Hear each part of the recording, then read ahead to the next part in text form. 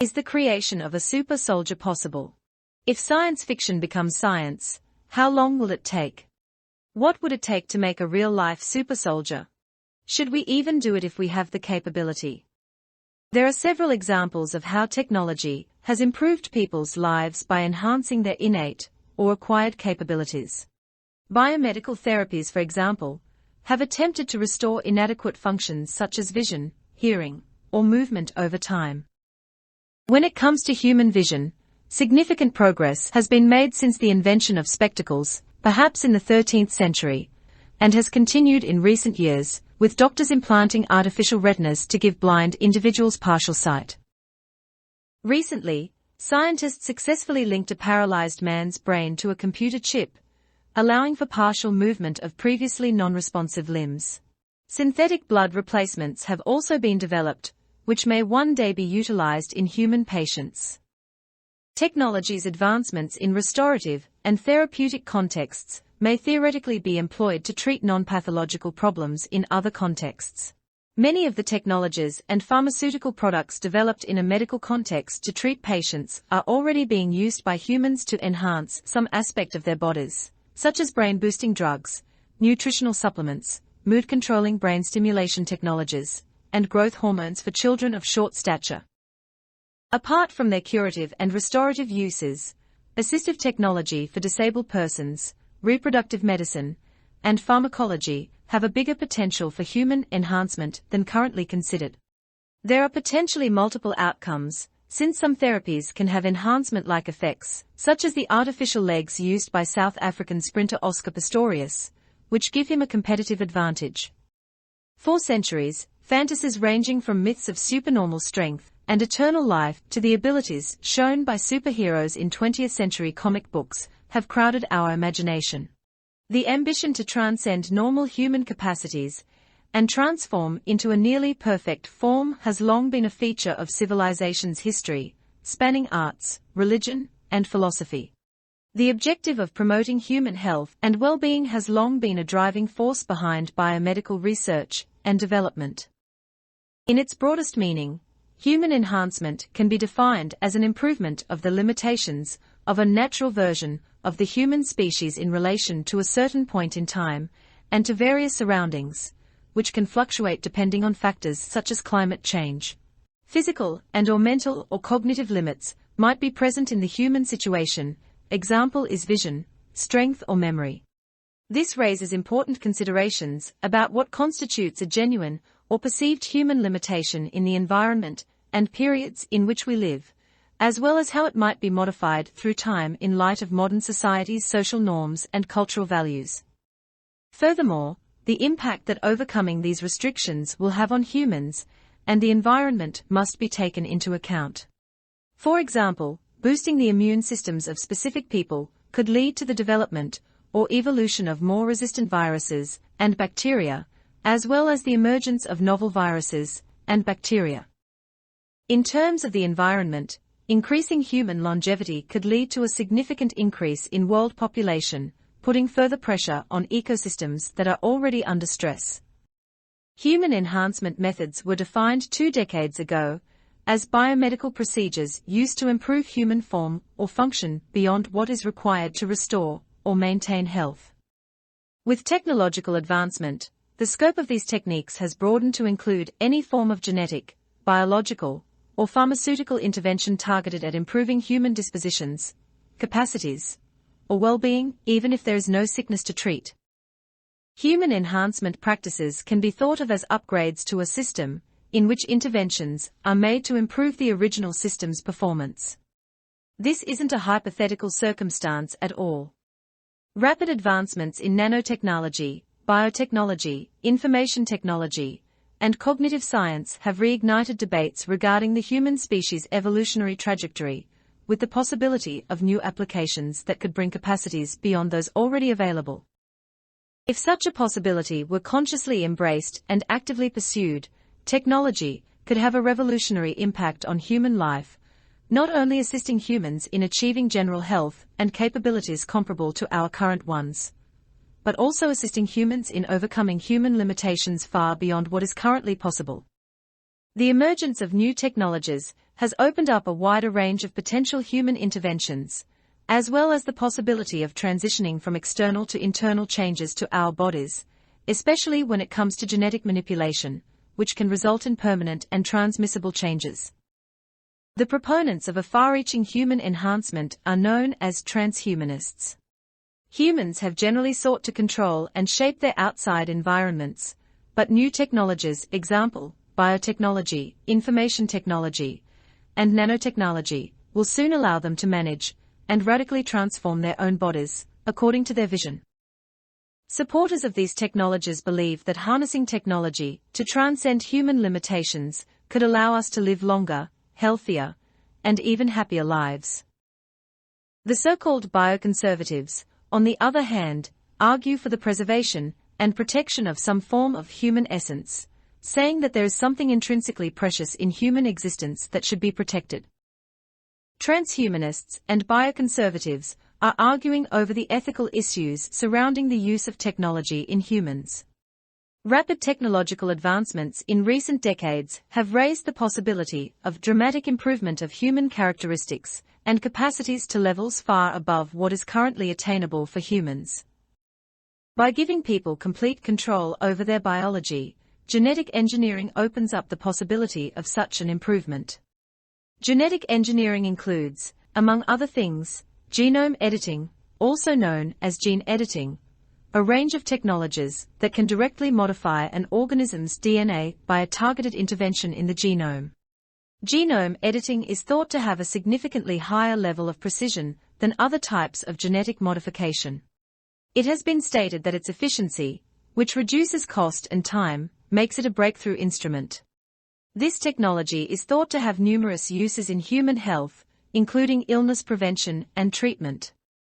Much of the ethical discussion around this technique revolves upon the use of genome editing in the human germline, or the genome, that can be passed down to future generations via gametes, fertilized eggs, or initial embryo divisions.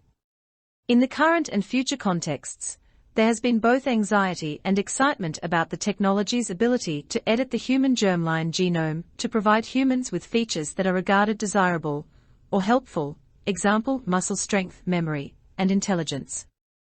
To illustrate some of the potential consequences of heritable interventions, consider the editing, more specifically, the deletion of multiple base pairs of the CCR5 gene using CRISPR genome editing technology. In 2018, 2 non-identical twin girls born in China had such treatment. CCR5 loss-of-function mutations have previously been found to provide HIV resistance. As a result, the gene deletion should prevent the twin infant girls from HIV transmission, which could have occurred as a result of their father being HIV positive. However, the father's infection was kept under control, and the HIV virus titer was undetectable, indicating that the danger of HIV infection to the babies was minimal. The ability to allow our species to adapt quickly to the rate of environmental change induced by human activity, for which Darwinian evolution may be too slow, could be one of the attributes that must be engineered to secure our survival. For example, engineering resistance to radiation and osteoporosis, as well as other diseases that would be highly desirable in space, could help sustain long-distance space flight. One of the problems to examine while examining the impact of genetic engineering on human evolution is what effect, if any, genetic technology may have on the human population's genetic pool and any implications for its resilience to unforeseen conditions. Beyond such reasons, it's worth noting that human genetic enhancement could occur on many geographical scales, regardless of the unique environment and geological periods in which humans live, and at a far faster rate than evolution, which is characterized by sluggish changes. If this were to happen on a regular basis, and on a big scale, the consequences of the resultant extreme and rapid shifts would be difficult to forecast and control. If we choose to genetically enhance human qualities to levels that are unlikely to be achieved by human evolution in the future, it will be critical to evaluate whether and how our understanding of human evolution will help us better understand the consequences of genetic interventions. As a result of technology advancements, new forms of human enhancement are becoming more prevalent. So, How really close are we at creating real-life Captain America soldiers? Because of the massive success of the Marvel Cinematic Universe, some in the military industry have been working on Iron Man-style battle suits for American troops. While there are some plausible prototypes in the works, it appears that Captain America's Super Soldier program will be the first to be released. Though it may not resemble the procedure that Steve Rogers went through, it is possible that it will occur within the next 30 years. Dr. Peter Emanuel and Dr. Diane D. Iulius discussed their 2019 paper, Cyborg Soldier 2050, for the U.S. Army with Military.com's managing editor Hope Hodge-Sek. The report outlines a study committee formed by the Defense Department's Biotechnologies for Health and Human Performance Council, BHPC, that looked at developing technology that could improve human biological capacities in a variety of areas of interest to the Pentagon. Vision, hearing, muscular control, and direct neural augmentation of the human brain for two-way data transmissions were among the technological advances. In just 30 years, super troops may wind up looking like Captain America with a dash of Johnny Mnemonic. We are entering the fourth industrial revolution, this biological revolution, Emanuel stated, noting that technology is speeding up. Over many years, we've already witnessed the merging of man and machine in the usage of pacemakers to some level. We're already seeing mankind get more intimate with technology to some extent. Senior Pentagon officials dislike surprises according to Emanuel, but they are aware that man and machine will be brought together. The study and paper are intended to inform the Department of Defense on the types of technology that may be on the way, as well as how they might merge. The usage of blue and red teams is one of the ways the military works to address challenges. The blue team makes every effort to make the most of technology. The red team is programmed to think enemy-like. The Department of Defense gave this red team a year to show the Pentagon what the cyborg future would entail and to assist the Pentagon's senior brass in preparing for it. However, they did not cover broad strokes of technology. Instead, they chose to focus on areas that are most important to actual war fighters, as well as their propensity to accept various technologies. Of course, it's crucial to recognize that not all scientific efforts to increase human performance are necessarily military-related. While Captain America benefited from defense research during his journey to the pinnacle of human potential, today's pharmaceutical giants and university-backed academics are making tremendous breakthroughs in the private sector to improve human performance. The studies, treatments, and even body changes discovered in these other projects would almost surely play a major role in a genuinely all-encompassing super soldier effort, and to be clear, the Pentagon would probably prefer it that way. In recent years, the Defense Department has placed a greater focus on utilizing off-the-shelf technologies developed by the commercial sector. This method saves a lot of money compared to the traditional way of asking ideas and awarding contracts for research and development, and it also allows for much faster delivery. The more commercially available components a new defense program uses, the faster it can get from concept to reality. This attitude may work for guns and night vision goggles, but it may also work for the medical treatments and technology that the Pentagon will require to field super troops. So, let's take a look at several defense and private sector initiatives that could very well pave the way for a new era of superheroes, as we know them, on the battlefield. As you'll see, the question isn't necessarily whether or not we can create a super soldier. Rather, the question is whether or not we should. The human body was built to withstand a lot of punishment, but an engineering design for a near-future artificial red blood cell could give future super soldiers a huge advantage over the competition. These artificial red blood cells, known as respirocytes, would allow users to hold their breath for long periods of time and increase cardiovascular endurance dramatically. These tiny machines would only have three parts: rotors for absorbing and releasing oxygen, carbon dioxide, and glucose, and rotors for absorbing and releasing carbon dioxide. In effect, respirocytes would perform the same function as red blood cells, but considerably more efficiently than nature could allow, which would give its user the ability to hold their breath underwater for hours longer than normal, or run at top speed for more than 15 minutes without stopping to breathe. The ability to hold your breath for hours would obviously be useful for special operations approaching from the coast, and the extra endurance provided by these supercells would be useful in just about any combat situation on the planet. With tensions rising in the Himalayan highlands, soldiers may use respirocytes to work in the thin air of high altitudes, just like they would at sea level. The same premise of supercharging your red blood cells is already a common cheat among some athletes who engage in blood doping, which entails drawing your blood, separating the red blood cells, waiting for your body to replenish its supply, and then injecting those red blood cells back into your body.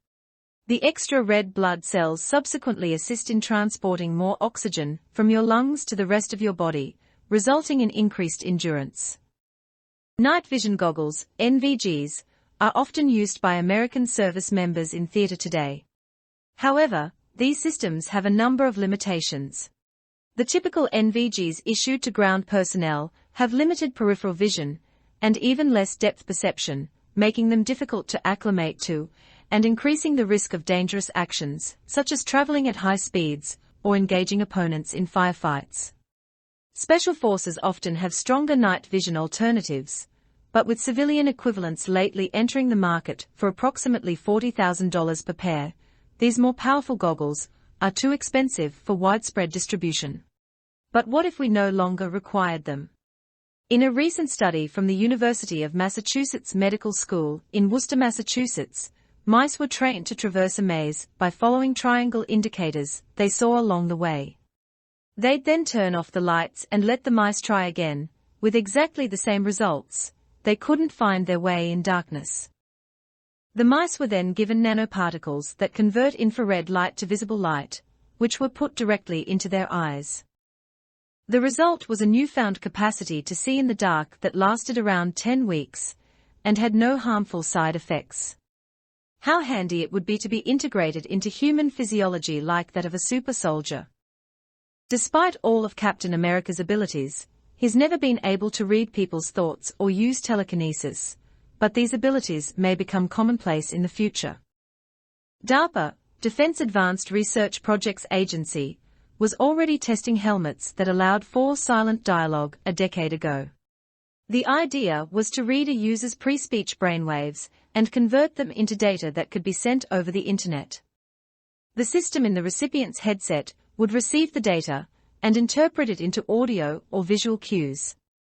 This would allow soldiers on the battlefield to communicate while remaining completely silent, but the applications for this technology go far beyond whispering secrets into the ear of your squad leader.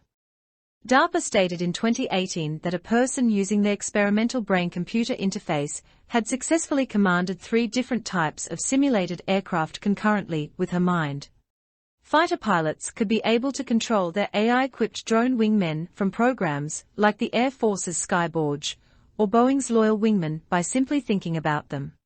The same technology might be used in the future for additional drone and semi-autonomous air, sea, and ground vehicles, allowing our warfighters to carry their own heavy reinforcements into battle, or even control robotic exoskeletons they wear. Of course, the most essential feature of Captain America's super soldier serum was its capacity to convert him physically from a frail underdog to a heavyweight champion. But is that even possible? Steroids and other performance-enhancing drugs have been around for a long time, and make no mistake, there have been instances of these medications being utilized for military purposes. Using anabolic steroids, on the other hand, necessitates a carefully monitored treatment plan that includes drugs to counteract your body's natural tendency to generate more estrogen to compensate for the increased testosterone in your system. Failure to properly manage hormones can result in major health problems, such as the ones we've all heard about among needle-pushing bodybuilders. However, buying a cycle of steroids from a dodgy person behind Gold's Gym isn't the only way to control a body's hormones or makeup. Hormone and gene therapies, which are already used to treat, cure, or supplement patients, could potentially be utilized to transform an ordinary soldier into something a little more exceptional, according to Paul Zare, director of the University of Victoria's Centre for Biomedical Research. Captain America's transformation from skinny to studly may appear more improbable on film than Tony Stark's Iron Man armor, but the truth is that fielding an army of Captain Americas would be considerably easier than fielding an army of Iron Men. All robotic exoskeleton programs are already underway around the world, but many of these programs face the same fundamental issues, the most significant of which is power storage. When it comes to powering our cell phones, cars, and even some military submarines, today's lithium-ion batteries are significantly more capable than those of the past, but battery technology is still nothing near what it would need to be to power Iron Man's suit.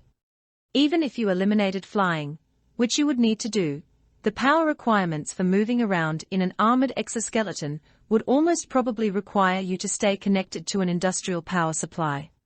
To much excitement, the U.S. Special Operations Command unveiled intentions to develop their own Iron Man suit, dubbed Talos, about 10 years ago. The idea of Navy SEALs costumed as War Machine breaking down doors sounded so plausible that they even made an official film that appeared to show them planning to do just that. However, by 2018, SOCOM had decided to end the program, and while some elements will undoubtedly live on under other development banners, the decision to end Talos was almost certainly influenced by how difficult it is to create a robotic suit that can power itself and be so reliable that we could put a human operator inside one while under enemy fire. However, exoskeletons are still finding their way into service, such as China's, which has been employed in their high-altitude standoff with India, and the U.S. Marine Corps SACO's Defense Guardian Exo Alpha robotic exoskeleton, which is now being tested. Both of these outfits, however, lack armor, and are designed solely for enhancing endurance or carrying boxes into and off of a truck.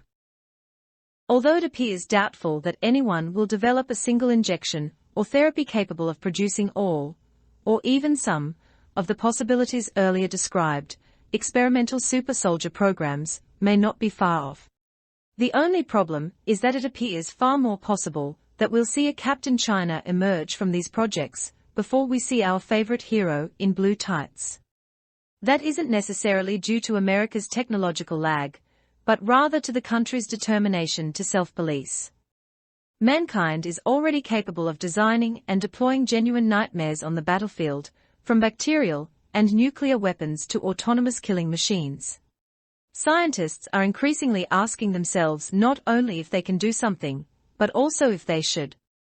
In this predicament, America may find itself at a strategic disadvantage. Due to a censorship stranglehold on all media and internet activities, as well as President Xi Jinping's nomination as the nation's leader for life, China does not face the same disadvantage.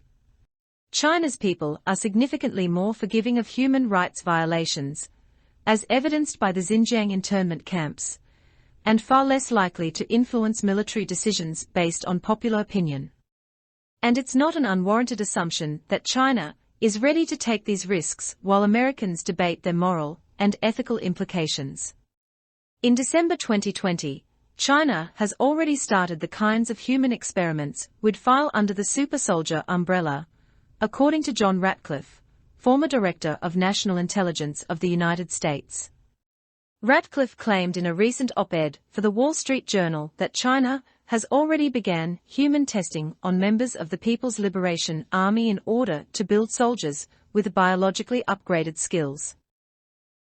China's apparent use of the gene editing technique CRISPR, which stands for clusters of regularly interspaced short palindromic repeats, has already been discussed by other scholars. While the US isn't ruling out the possibility of using biological and technical means to create real-life super troops, it appears that other countries will take the lead in this quest. It's vital to clarify that this insight does not imply that America should alter its military in a less ethical manner. Rather, it's supposed to be a practical approach of understanding the type of threats on the horizon. Acknowledging China's industrial advantage in warship construction isn't a criticism of America's own infrastructure any more than recognizing that their potential advantage in this ethical quandary is a criticism of America's guiding principles. For the time being, it appears very probable that future battlefields will witness super troops of some kind, whether genetically, physiologically, or technologically engineered, or perhaps all three. Being first doesn't automatically imply being greatest, and there will undoubtedly be some surprises along the way, as there have been in every previous arms race. If you like this video, please don't forget to support this channel by hitting the like and subscribe buttons. Thank you and have a great day.